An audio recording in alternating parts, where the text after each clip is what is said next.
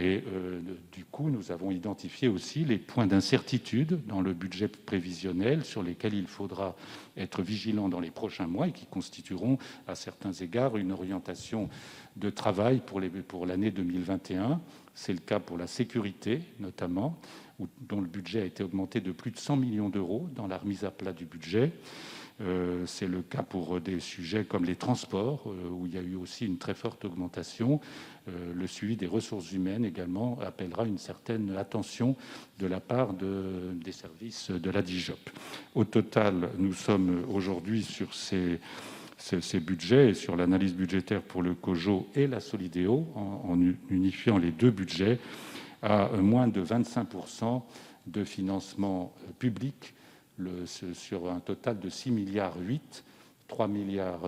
pour le COJO, pour Paris 2024, et le reste étant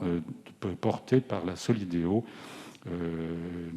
avec les financements de l'État et des collectivités locales. Le dernier sujet majeur de ces derniers mois et des premiers mois à venir est celui des règles de sécurité, puisqu'il apparaît clairement aujourd'hui que l'ampleur de l'événement, la concentration des lieux en région parisienne et particulièrement à Paris et en Seine-Saint-Denis va créer des difficultés de sécurisation un peu spécifiques et tout à fait exceptionnelles par rapport à tous les grands événements auxquels nous avons fait face avec succès en général en France. On est sur une proportion qui est de toute autre nature et donc nous avons mis en place d'une part un comité stratégique de sécurité qui permet d'associer l'ensemble des compétences au sein de l'État, le SGDSN, le secrétaire général de la Défense nationale, le ministère des Armées, bien entendu le ministère de l'Intérieur, mais aussi la maire de Paris en tant que responsable de la ville haute pour assurer cette liaison avec le territoire et naturellement Paris 2024 et un certain nombre d'opérateurs privés ou sportifs.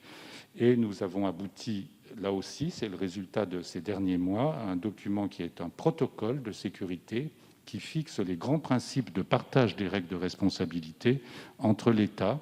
qui a, vous le savez, par les règlements olympiques, la responsabilité de garantir la sécurité dans le pays, et Paris 2024, qui a un certain nombre de responsabilités.